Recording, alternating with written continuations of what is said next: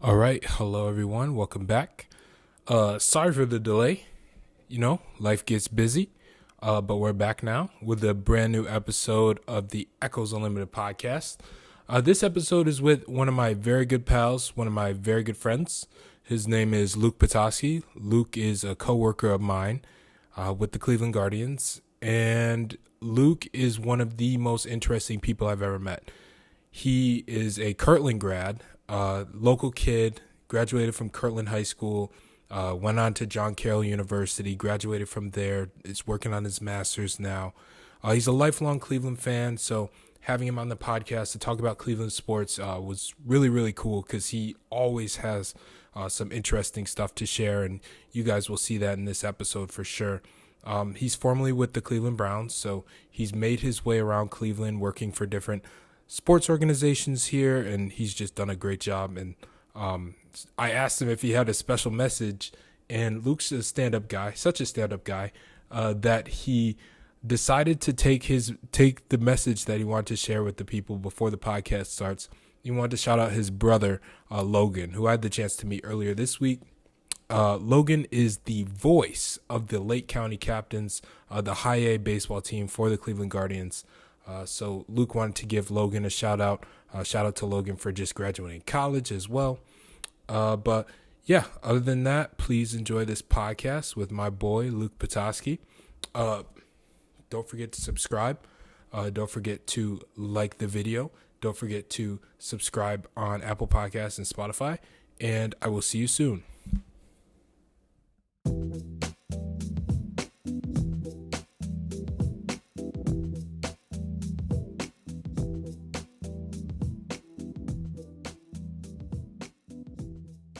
All right. LP, my man, thank you for coming on. Question for you. Sure. What do you do? So today's an off day for you, right?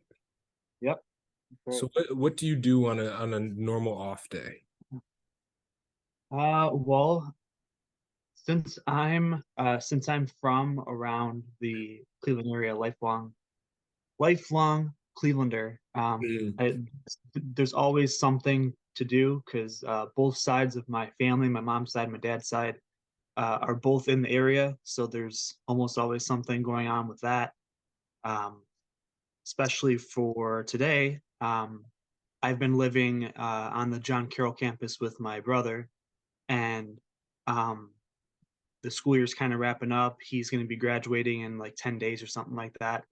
And I'm just kind of going to take today and just get a bunch of stuff out of there, fill up my car with what we can. And I'll be doing that. And then there's something going on up at my high school that they've kind of invited me to, and they kind of timed it right because it's an off day. It's one of those rare baseball off days. Yeah.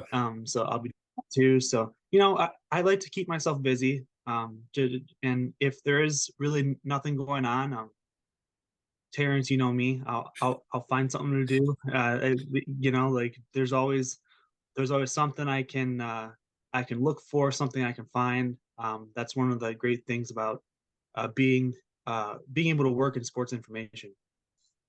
Yeah, and that's funny you say that because yeah, if there's something about you, LP, I know that you will find something to do, for sure. So you've been asked to go back to your high school. Is it like an alumni thing, or is it just like are you going to visit, or what's that situation? Um, a little bit of both. The good thing is that I try to stay close to all of my platforms. So, for those that don't know, um, I went to Kirtland High School, John Carroll University, and I've been able to have the chance to work with a couple of the pro sports teams here in Cleveland. And I've stayed close to each one of those platforms. So I still stay in touch with some people from the Browns. Obviously, I'm working for the Guardians now, and it's one heck of a group that's there. We have a very nice tight knit group, even if we've just met each other only a few months ago. John Carroll would not be where I am without my education there and my introduction to sports information there. So I'm always giving back and especially this year where I kind of been full time with either the Browns or the Guardians, been able to give back and either mentor some of the new people entering the sports information realm, or if it's going to a basketball game and I'm like, hey, I'm here. I'm all right being just a fan, but if you want someone to talk to the players after the game, help who's writing the recap, let me know. And then high school, giving back in the sense of I called a playoff basketball game with my brother featuring our high school, and the kids love that. And I help run. I would say one of the more notable um, social media presences for high school football, the Kirtland Hornet Stat Crew, kind of run their social media platforms and run their kind of sports information thing, if you will. So always giving back to all those different platforms and keep myself busy. Um, and it's been great. Yeah, that's good. I mean, I'm glad that you do that, and that's super cool that you're able to continue to have a connection to all of the places that you've touched over the past few years, and to still, continue to do the things that have gotten you to where you are today. And you know, you talk about the Kirtland Hornets stat group. Is that what it's called? Yep. I've seen your spreadsheets. They're very impressive. Very impressive, my man. Very impressive. So, when did you decide, and like when did you figure out like, oh, I want to do something in sports information. I want to do something in, public relations related to sports. Like, when did you make that decision, and how did that impact your schooling?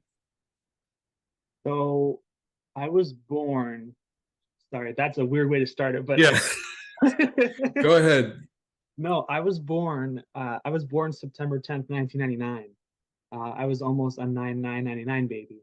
And for those that may not know, the Cleveland Browns back in 1995 were moved from Cleveland to Baltimore. They became the Baltimore Ravens. Cleveland was without a football team for a few years. I think in like 96 or something, the NFL said we're putting an expansion team in Cleveland, tore down the old stadium, built a new stadium, and that's kind of what you see today.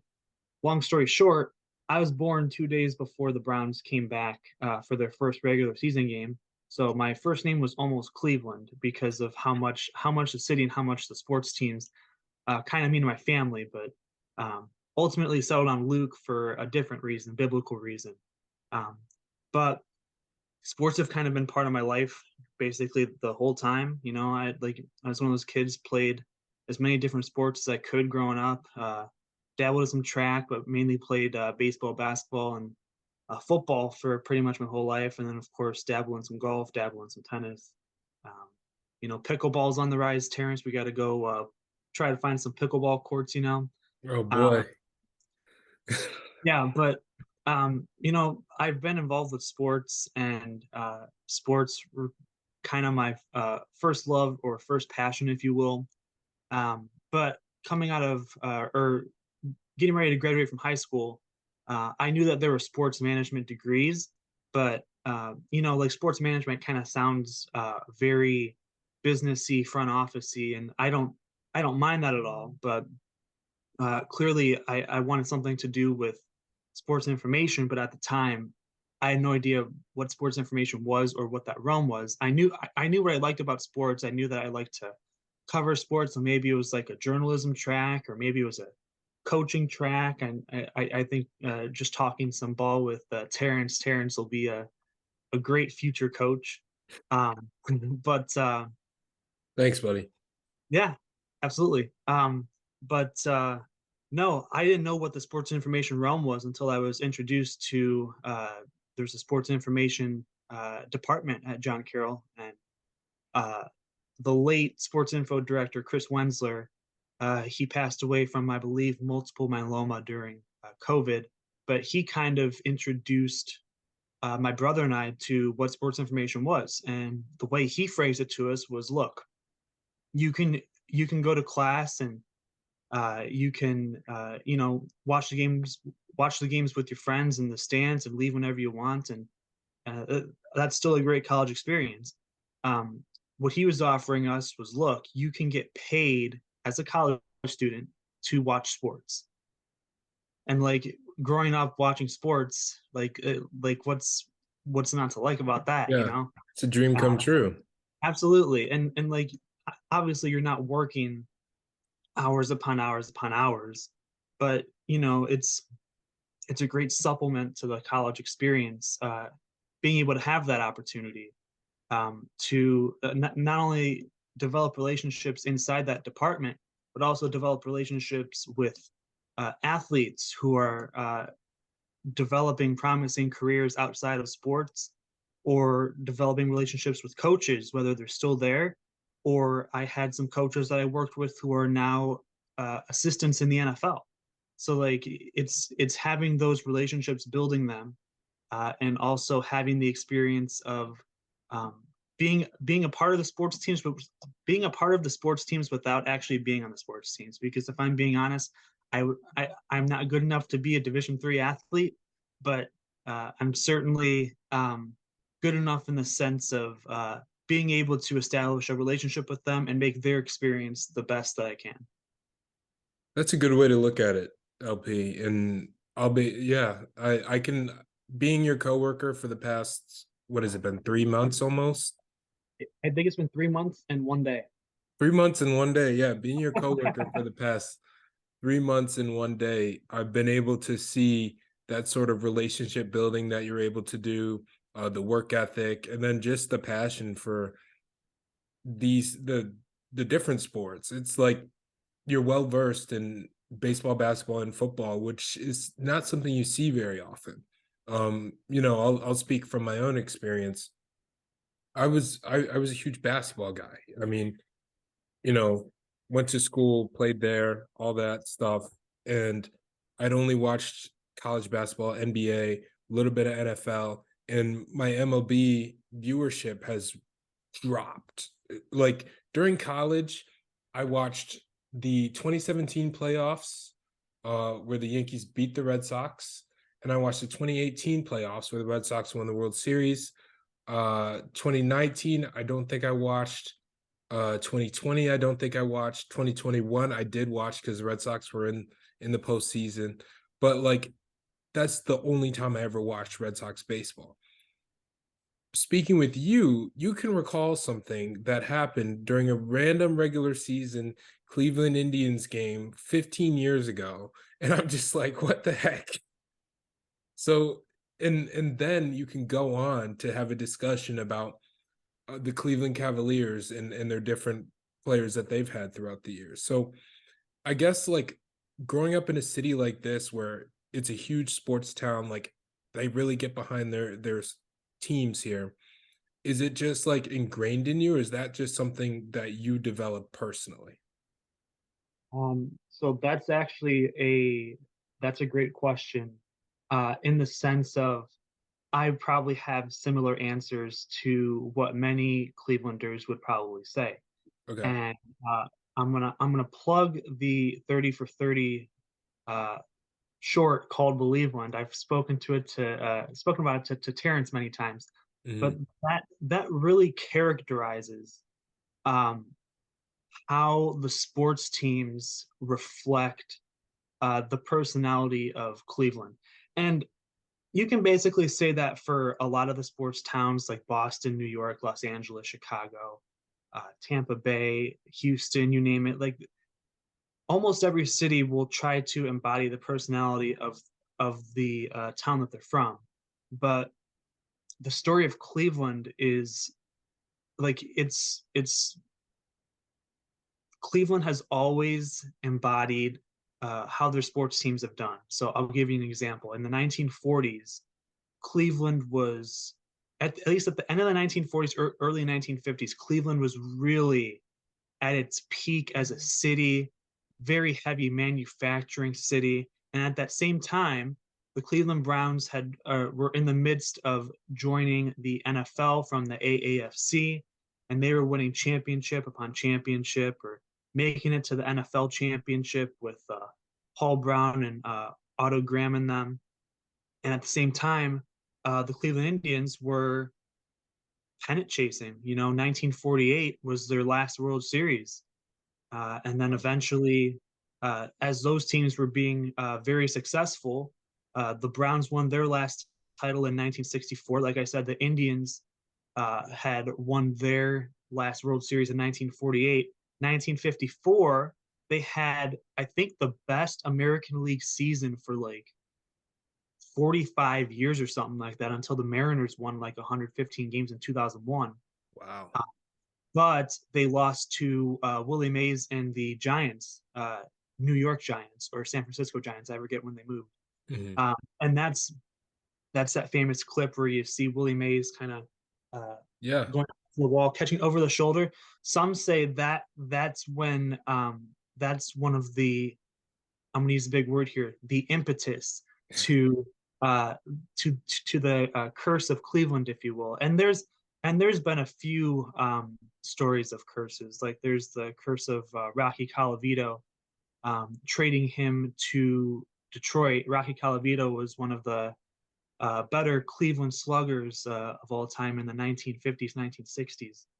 And we traded for an MVP candidate. I forget what the guy's name was. Jeremy Fedor, our coworker, a Guardians team historian, would definitely know, Hmm. and probably put me to shame for not knowing the name. But I digress. Once that happened, the Indians were really in like a coma from the 60s, 70s, and part of the 80s. But just it the same fire that was igniting the city in the 40s and early 50s just wasn't there. And I think that was kind of reflective of the city of Cleveland too, in that the manufacturing, the heavy manufacturing realm just wasn't what America was. And you saw people starting to leave Cleveland, and the city was kind of in like a downward spiral for like the 60s and the 70s. And that's kind of where the bad rap of Cleveland comes from. Like you've heard the story of the river catching on fire and stuff like that. Like people won't let the city live that down. But around that same time, the Cavs were formed, and the Cavs kind of they may not have been the best team at first, but they had their moments. There's a moment known as the Miracle at Richfield, where the Cavs finally won their first playoff series, making a game-winning layup. I think it was to beat the Washington Bullets or something like that. Um, Making a game-winning layup with 3 seconds left, like that threw the city in a frenzy. That the Cavs were an expansion team that finally won a playoff series. And then, in the '80s, uh, the Indians had, the probably more famous moment is Len Barker throwing a perfect game. I think we have the longest stretch of any MLB team that has not thrown a no hitter since that span, but I'll have to check on that. But Wow. that's like a signature Indians moment in the '80s. The Cavs had a bunch of teams with Mark Price and Brad Doherty and Craig Elo in particular Hmm. that were competing in the Eastern Conference with the likes of the Larry Bird Celtics when he was getting kind of later into his career. And obviously, the one that we can't live down is uh, Michael Jordan hitting the shot over Craig Elo. Um, and that's one of the other things Cleveland's known for is anytime there's a moment that starts with the word the, if it's like the shot, the drive, the base hit, whatever, typically it's Cleveland that comes up with that. And that kind of leads me to the Browns in the '80s, where they were finally starting to stockpile talent. Yeah. Late '70s, we had an MVP quarterback named Brian Sipe. He's the last 4,000-yard passer for the Browns. We threw an interception on a play called Red Right 88. We were playing the Los Angeles or Oakland Raiders, and it was probably the coldest Browns game on record, except for the one that I went to on Christmas Eve this past year. Um, Browns lost that. People were thinking we were Super Bowl bound, but ultimately lost in the playoffs. And then the '80s came around with Marty Schottenheimer, Bernie Kosar, um, just tons of talented players, and just could not get past the Denver Broncos. Lost three AFC championships to them, I believe, in 4 years. Are these And Elway's Broncos? yeah, yeah, Elway's Broncos, and then the the '90s, early '90s, the Browns were still kind of relevant. They had some guy named Bill Belichick as their coach. Not sure if you've heard of him. They had a guy named Nick Saban as their defensive coordinator, or as their defensive backs coach, maybe defensive coordinator if you've heard of him. Yeah, doesn't ring a bell. Hmm. Yeah, no, doesn't really, just a name. Um, but no, the Browns had some talented people there, and 1994 or 95, they're in first place in their division, and owner Art Modell, the city's going through some stuff where the Indians and Cavaliers are um, getting a new facelift with the new Gateway Plaza that you see that we walk through every day, with the Cavs arena and the Guardians Stadium. The Browns weren't really a part of that. And Art Modell, the owner, was looking for money to give our stadium a facelift because the Browns were playing in the same stadium that the 1948 Indians were playing in. So like Mm, that stadium is reaching almost 50 years, if not over 50 years old, and quite frankly, something needed to be done because you can ask uh, any Clevelander within like my parents' age range and like 40s, 50s, 60s, people in their 70s even, that stadium was just it was an experience. I'll put it that way. okay. Uh, and no, so then the team moves, and at the same time as that team moves was perfect timing because um, the city needed a team to rally around, and there's no better team to rally around than the '95 Cleveland Indians, which is another thing that I want to get you to watch. There have been VHS tapes made of the '95 team and the '97 team, maybe other teams, but I know I watch the '95 VHS tape every year because it really exemplifies what Cleveland is when they have a good team to rally around. And you asked this question. Um, you asked this question maybe a week or two ago. You said, "Luke, why is there 455 up there as like a retired number?" And Yeah. that's how many straight sellouts we had. Like I'm not talking like um, you know you you sell all the tickets, but it doesn't fill up all the way. The stadium was filled. Imagine our stadium filled for every game from like 95 to 97 Yeah. because the Browns were gone and the Cavs were kind of struggling at the time. And at the same time, the Indians had all that talent. And I can go down their lineup and almost, I think 1 through 8, you could potentially consider for the Hall of Fame. Like there's just such a Wow. stacked lineup. And, I'm kind of rambling on about our city's history, but No, but um, it's cool. It's really no, cool. no, but even someone as young as me, like someone who's 23, going to be 24 here in a couple months, um, this city obviously means a lot to me, but people acknowledge and absorb the history and the tribulations that Cleveland has been put through, and um, I don't want to say that we're the carpet or rug that everybody stomps on, but we take the hardships and the heartbreaking losses, whatever, as battle scars and as a way to think that, hey, when we do pull through, all these battle scars are going to make it that much more worth it when the teams come through with a championship. And that's kind of what happened with the Cavs when they came back from that 3-1 deficit. Oh my Um, gosh, yeah. I mean, that just set the city on fire. And the fact it happened on Father's Day, too. I mean, holy cow, just um, perfect timing with that. And then 5 months later, the Indians go on a magical run to the World Series, and they end up losing. They end up blowing a 3-1 lead. So that's kind of like the law of averages, if you will. You take away a 3-1 lead from the best team in basketball history, and then you lose a 3-1 lead to a team who I would say might have been, if there was a team I would have wanted to lose to, and I wouldn't want to lose to many teams, but Yeah. the Cubs drought was had to be like 97 years or over 100 years. It was, yeah, it was like 108 years, I think. 108 years, right? And the thing is like you mentioned the stories about Cleveland sports, but that was one of the craziest stories in all of sports was the Cubs hadn't won a World Series in over 100 years because that's one of the most storied franchises in all of baseball. Like they have an iconic field, iconic jersey, iconic, it's an iconic city. So it's like seeing them do, like, me being a completely impartial person at the time being, like, obviously I'm 100% in on Cleveland Guardians, Cleveland Indians sports.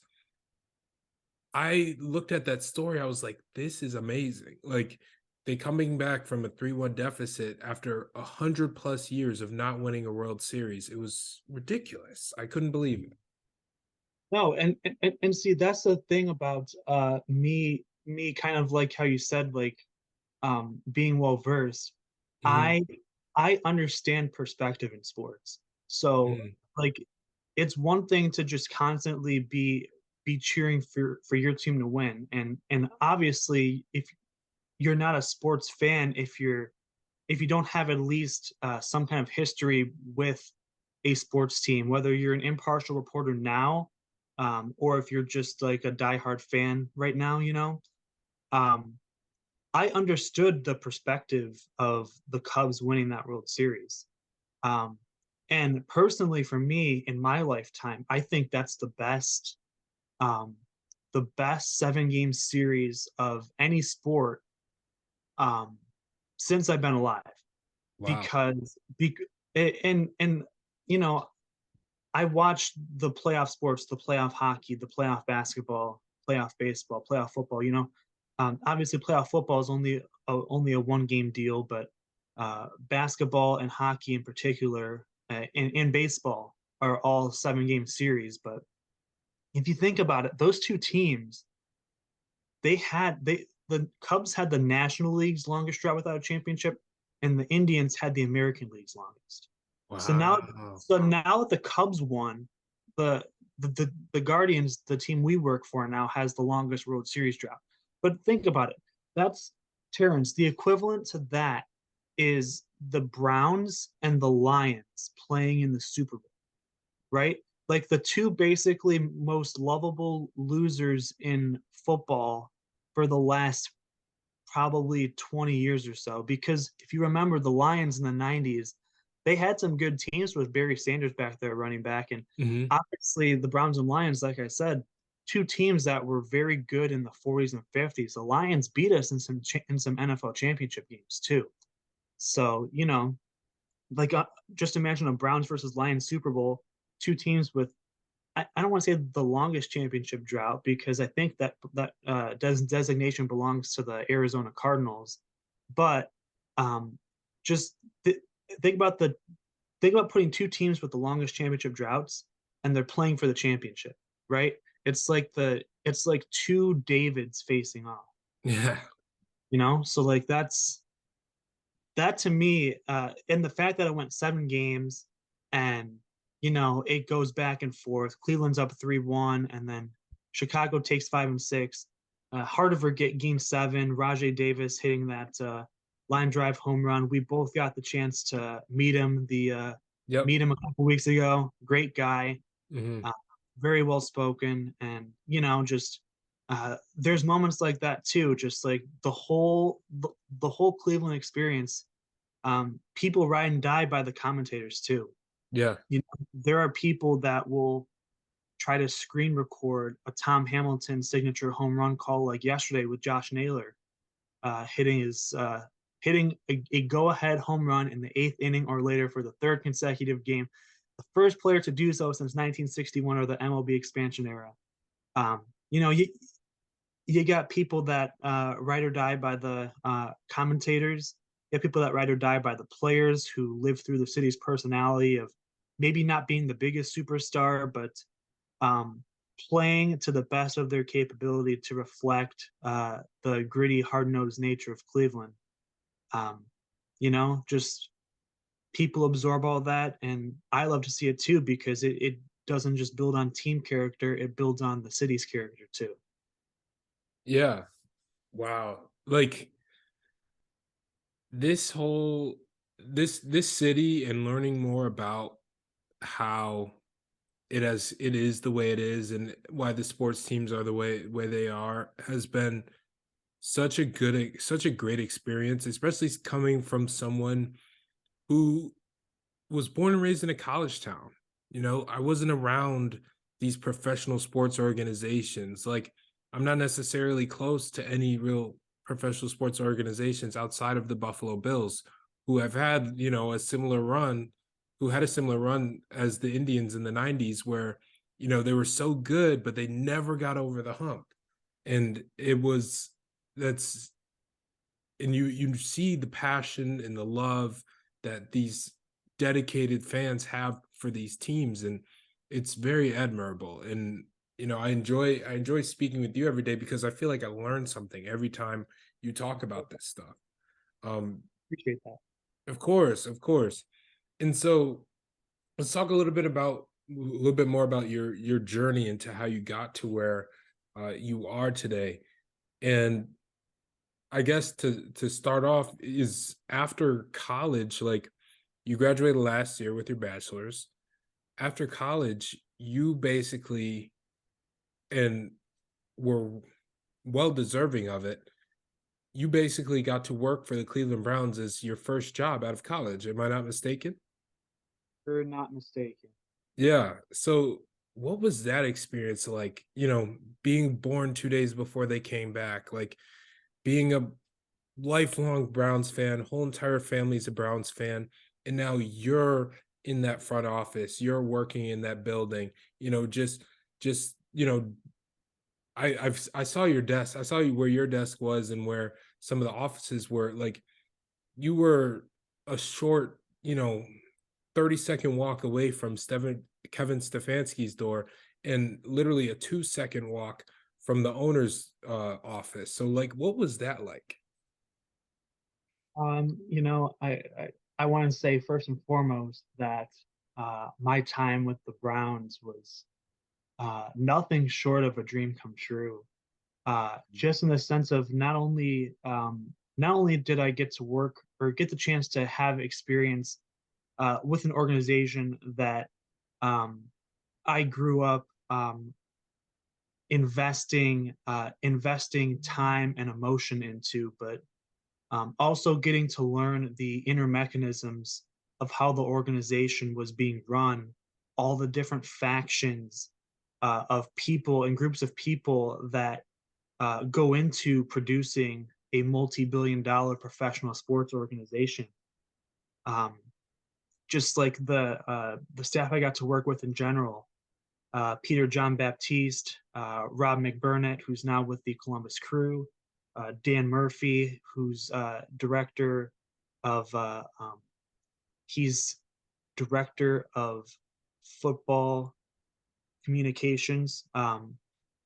Peter John Baptiste is kind of like the overarching director of communications, and then Mike Annarella and Dom Page, Dom, who you've got to meet, Terrence, both communications coordinators.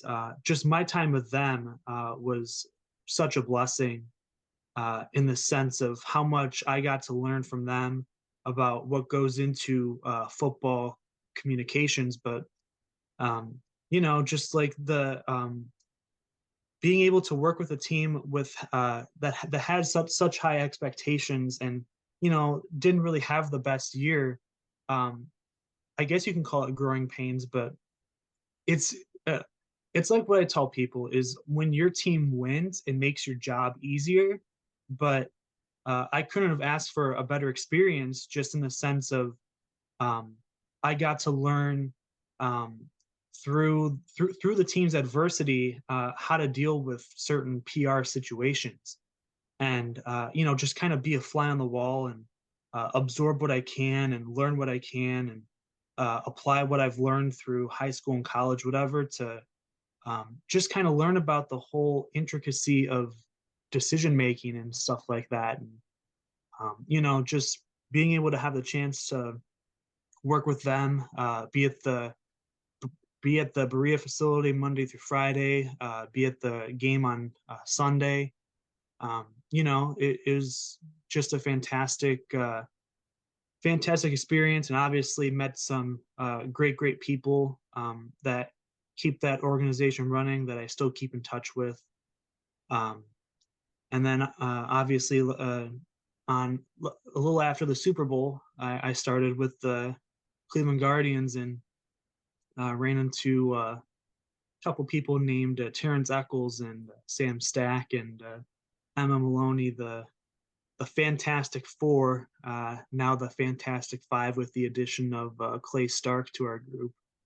Um, it's in sports you're typically expected to travel or not be in the same spot, but I'm forever grateful that my first two jobs, if you will, or internships have been in Cleveland with two teams that I've loved and grew up watching. And kind of like you said, you're like I was a 30-second walk from Kevin Stefanski's office, worked right across from Jimmy Haslam's office, but um, I'm not I'm not very much of a fanboy in that sense. Like they're everyday people like you and me. Their job is just to make very important decisions, important choices. Um, just like they have an important position, but they're a person like you and me. Like we can have a conversation with them. Um, but it was a great experience to be in the Browns building, and it's a great experience to be in the Guardians building.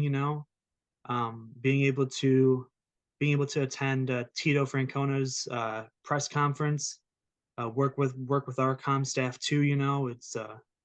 Um, it's a joy to be a part of. It's a joy to watch how things unfold. And um, I get questions about the difference between working for a football organization and a baseball organization, and I always tell people it's like you're listening to a different song or you're marching to a different type of beat, right? So for the Browns, um, we're there's one game a week. We're putting all our communications efforts toward that one game a week. We'll have press conferences on certain days. We'll have a day between where we start press conferences and the day of the game itself, and you know, putting all the effort toward a weekly release. Whereas in baseball, it's 162 games. You have 81 home games. Me and Sam, my co-intern, are putting stuff out pretty much on the daily.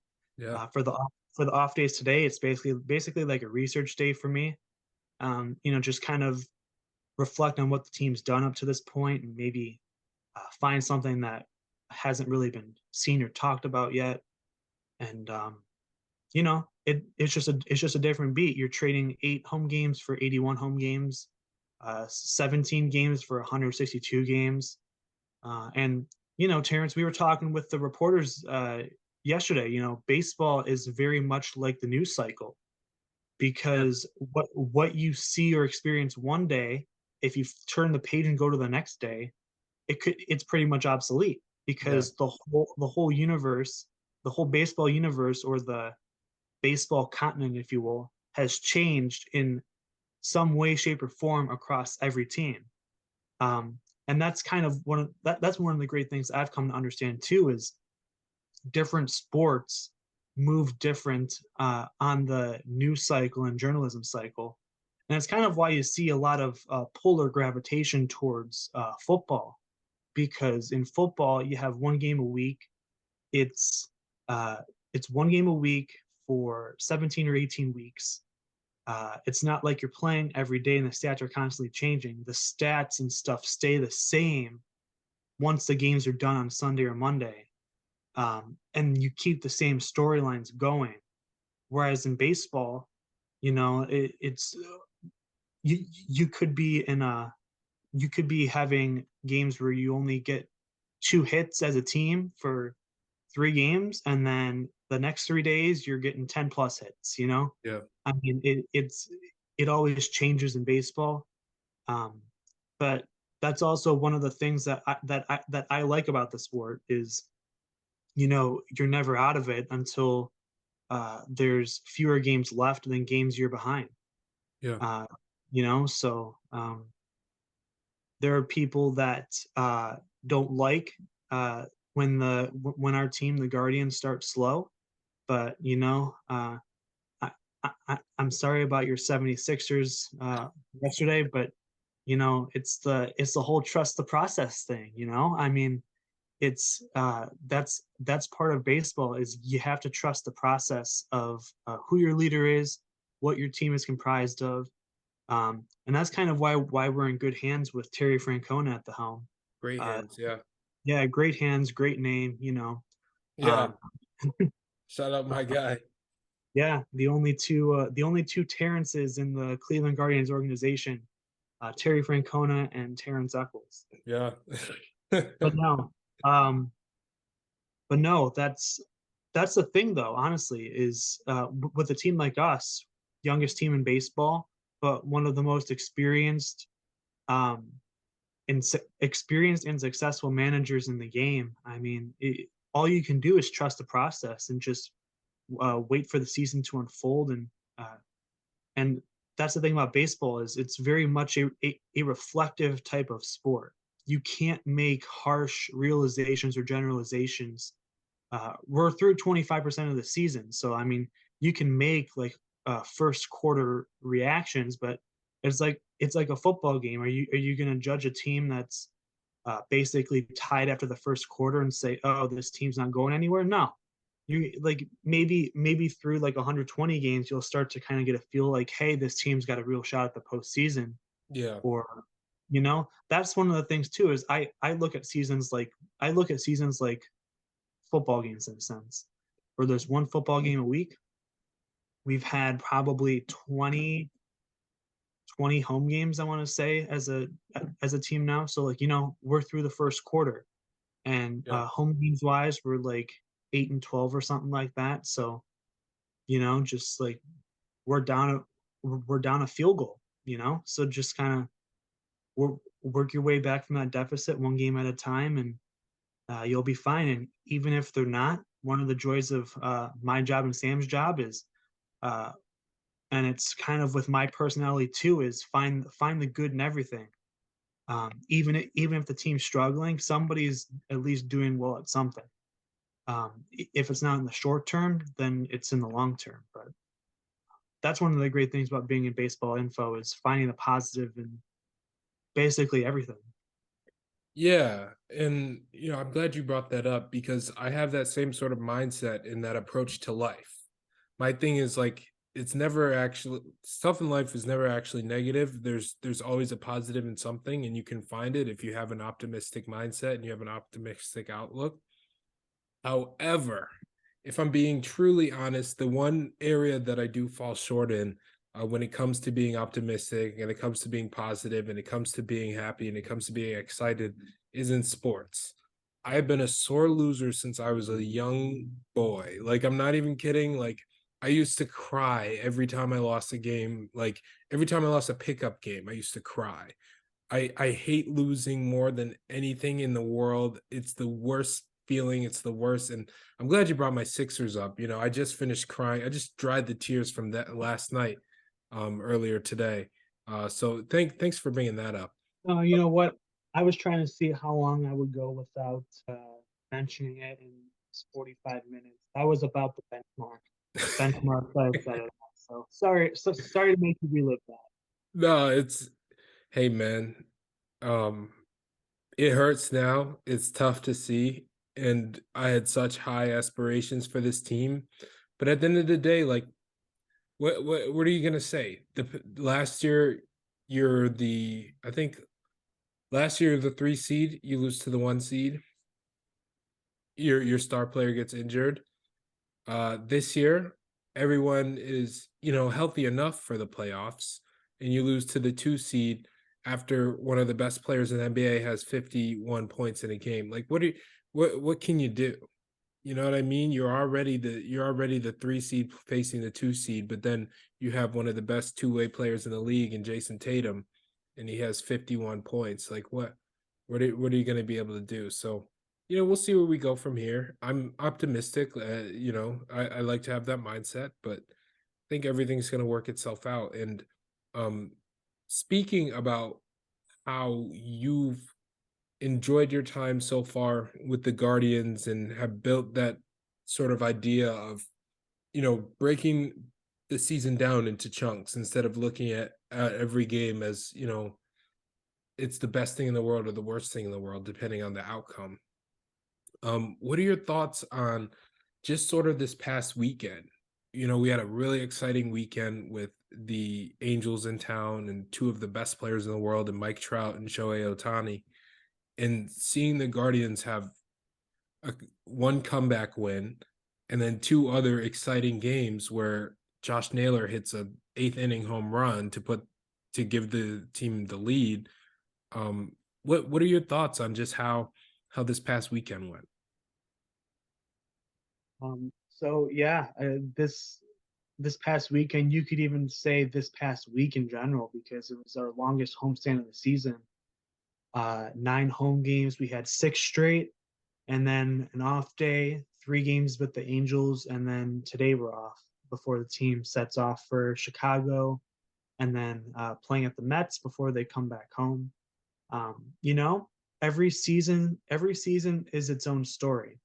Last year, we were playing at the White Sox, um, similar record to what we are now, and Josh Naylor produced one of the best post eighth inning performances we've Yeah. ever seen in baseball history, with 7 RBIs, 2 home runs, just like something ridiculous. But that really sparked our season, and I truly feel, um, I'm not going to go and say, oh, this weekend's going to spark our season or anything like that, but what I will say is that I feel Sam, Emma, the other interns really finally saw for the first time, um, a Cleveland rally, not once but thrice, 3 times.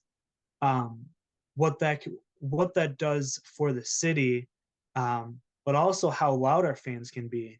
Um, I believe there's an interview out there or something of either Mariano Rivera or Joe Torre talking about, like, the one place that, um, like, the fans were just obnoxious or loud or a tough environment to play in.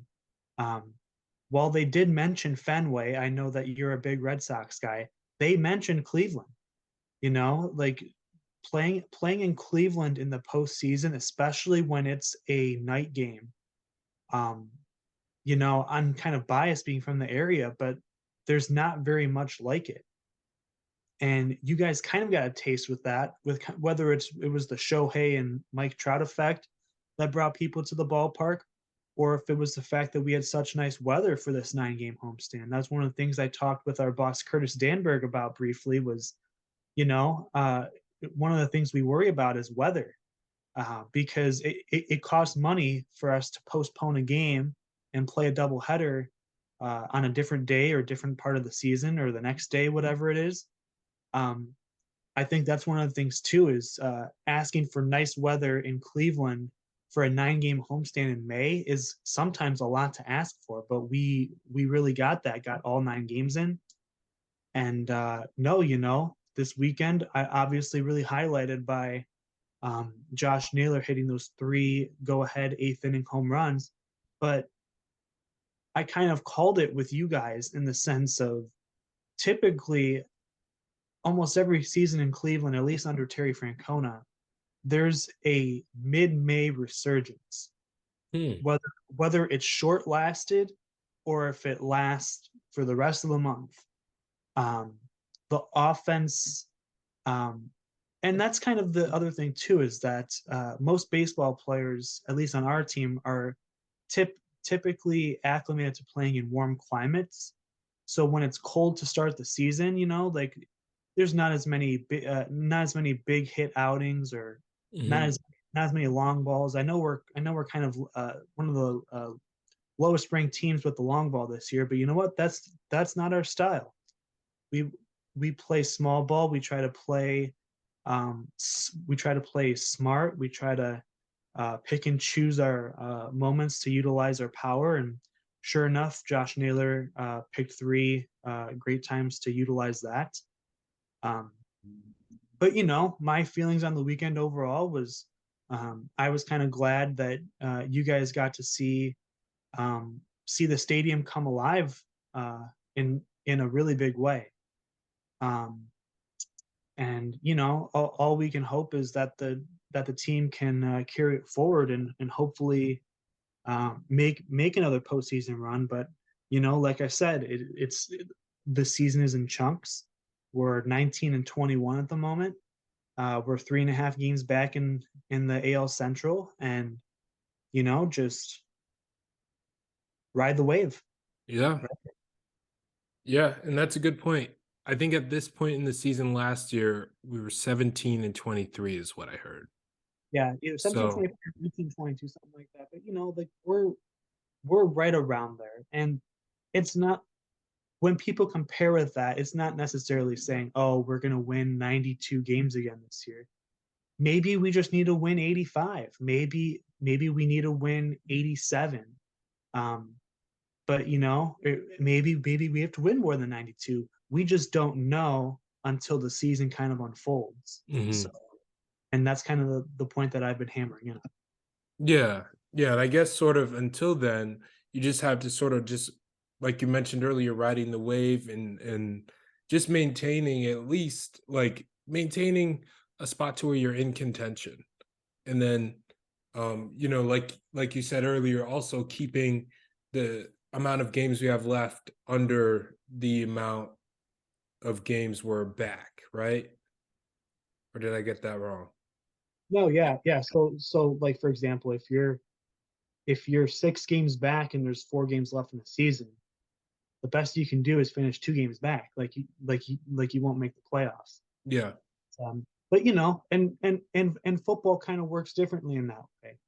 Um, for the Browns, week two, your New York Jets. Browns had won their first season opener, no, second season opener since I've been alive, if you can believe that. They're Wow. they're like 2 and 21 or 2 and 20 now in Against the Bengals, right? week one. It was actually I think against I think it was against the Ravens. They were either coming off a Super Bowl or had won the Super Bowl 2 years prior, but there was that game and then the Panthers game. Cade York made a ridiculous 57, 58-yard field goal for the win against our former quarterback Baker Mayfield. So, Mhm. like there's that too. That kind of goes back to me understanding the storylines um, that and the fact that each game has its own story and stuff like that. Mhm. Wow, that's super interesting, man. And um no, I don't want to take up too much of your time and I think we should wrap things up, but um as someone who's worked for multiple sports organizations in the city you grew up in, the teams you grew up loving, what would be an ideal sort of situation for you in terms of moving forward and where you want to go with your career? Because I can see multiple routes you can go down, just being the type of person you are and with your skill set. What is something in sports that you think is what you aspire to do, and maybe I don't. It doesn't have to be a specific organization, but what's something that you aspire to do and aspire to accomplish in this field? No, I that's a great question. Basically, uh, my ideal end goal is to be full-fledged into one of the communication departments, whether that's uh, with the Guardians, Browns, Cavs. I would love to stay in Cleveland.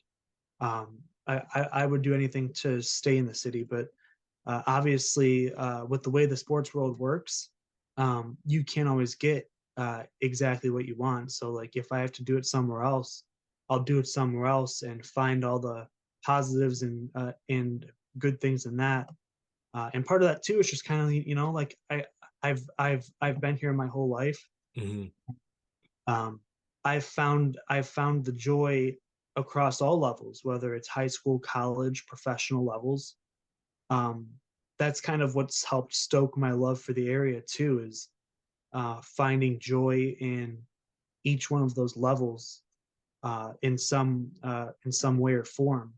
So no, ultimately, just being a full fledged member, whether it's a director of communications or a coordinator or a director of some branch of communication, kind of like Courtberry Tripp and Bart Swain are, but um, just being somebody being somebody um, who's there for, because communications is not just like a spokesperson or entity speaking on behalf of the organization.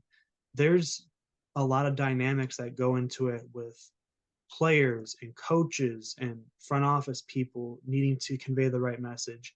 And then at the same time, you're also trying to work with media members and be accommodating with them because they have a job to do.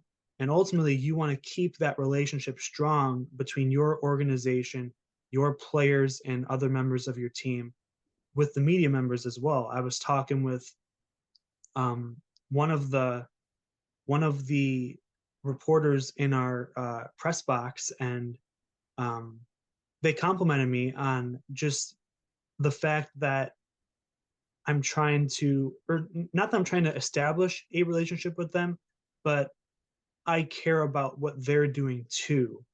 And that's, I think, one of my stronger qualities is that I find the joy in all the puzzle pieces that go into the experience of covering the sport, whether it's my job or your job in community impact and community engagement and bringing players out to the community, doing different initiatives, going to different places, doing different things.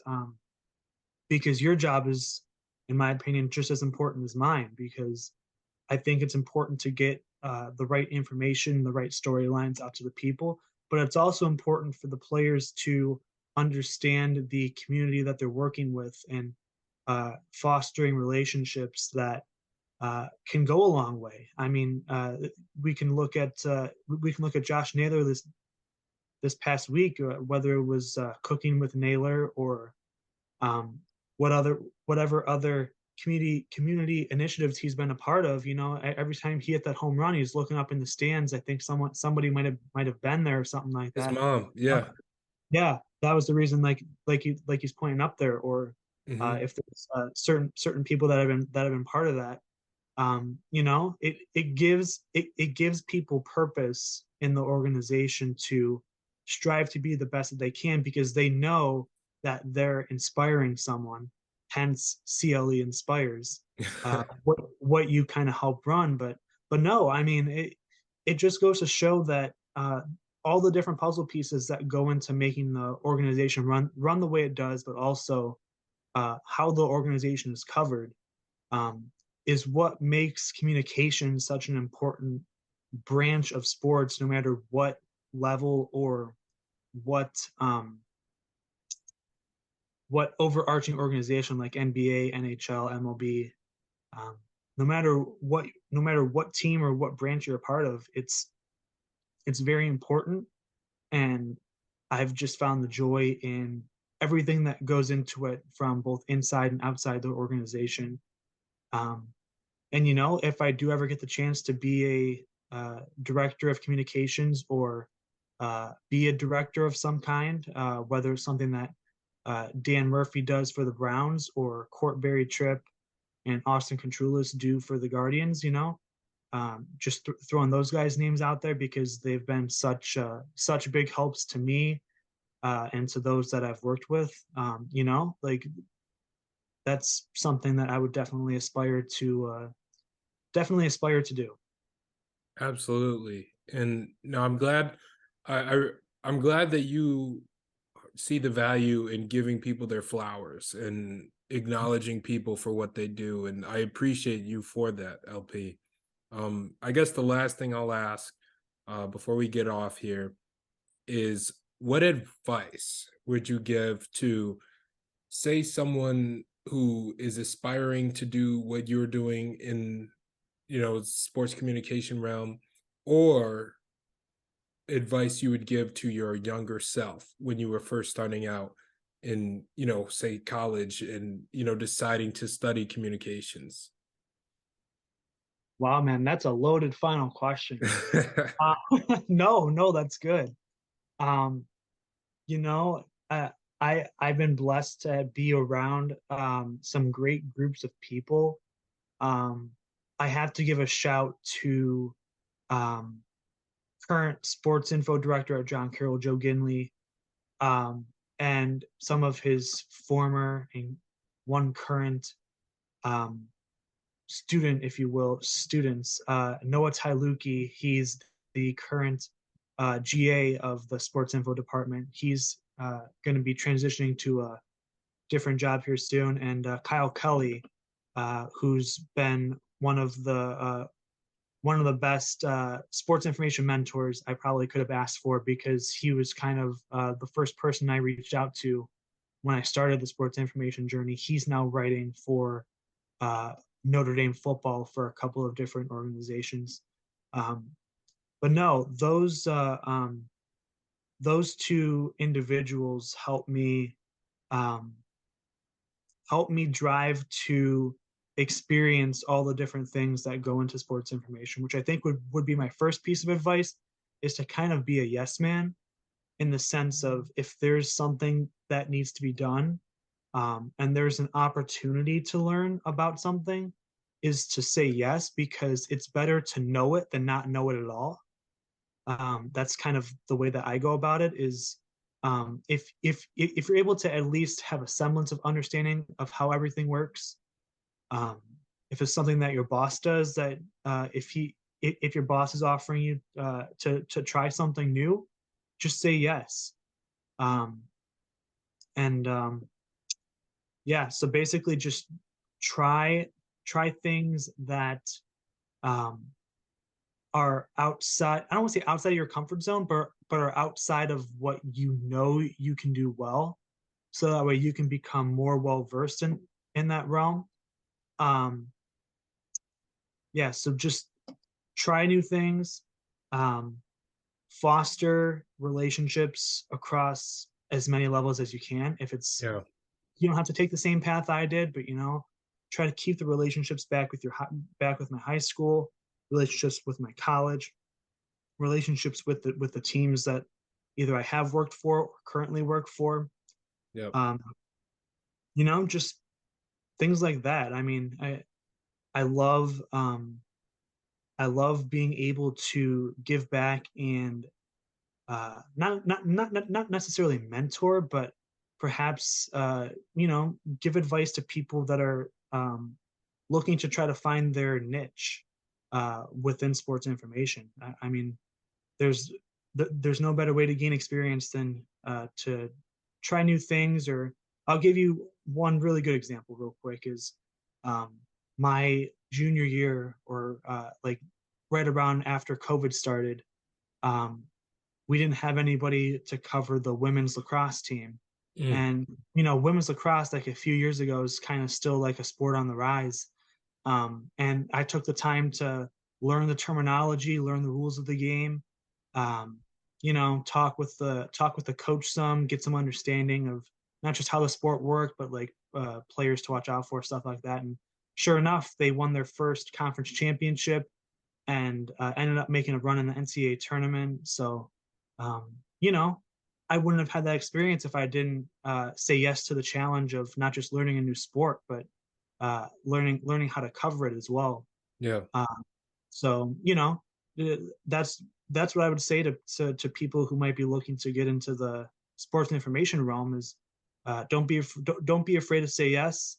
Um, don't be afraid to expand what you're capable of doing, and don't be afraid to keep the relationships tight, um, across all your platforms. If it's whether it's just the college level and the professional level, or if you can bring it back down to high school and youth sports too. um, just making as many ladders and connections as you can is so crucial. And that is something I will echo is it's all about connections and relationship building, and that's something you do a great job of. That's something I try to do a great job of. And that's something that within our organization is stressed. And I think that's such a great thing about the Guardians organization is that they do emphasize, developing those relationships, having those meetings, talking to people, just creating a general bond with each other. And I think that's why that makes this organization such a great one. But no, Luke, this has been great. I really appreciate your time this morning, man. And I wish you the best of luck moving everything out at John Carroll. Yeah, and I got some of it out already, so won't be as bad today. But no, thank you very much for having me. I know we tried to make this work a couple weeks ago, and I had some things pop up, but glad we were able to take the off day and make something happen out of it. And I'll see you at work tomorrow. Yeah. See you at work tomorrow, man. Thank you.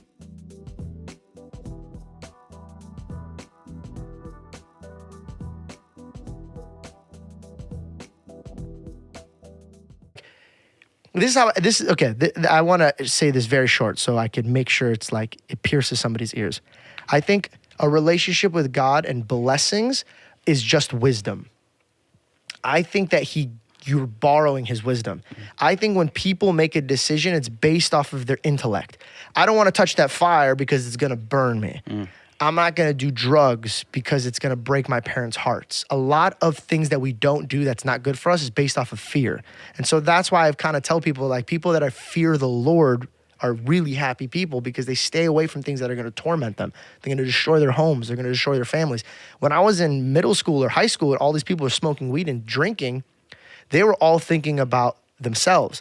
I want to be fun. I want to be cool. I want to do this. My thoughts and my friends that are Christians were like, what is this going to do to my mom? Yeah. What is it going to do this to my dad? Like, once you start thinking about yourself, you're going to start corrupting yourself. So it's just a relationship. Like, I tell people, like, you don't have to be clean to come to God the same way you don't have to be clean to jump into the shower. Yeah. Just jump in. Just have a relationship. See if it works for you. If it doesn't work for you, then bounce, leave. If you're going to try everything, bro, like, at least try that. It's going to maybe make your life a lot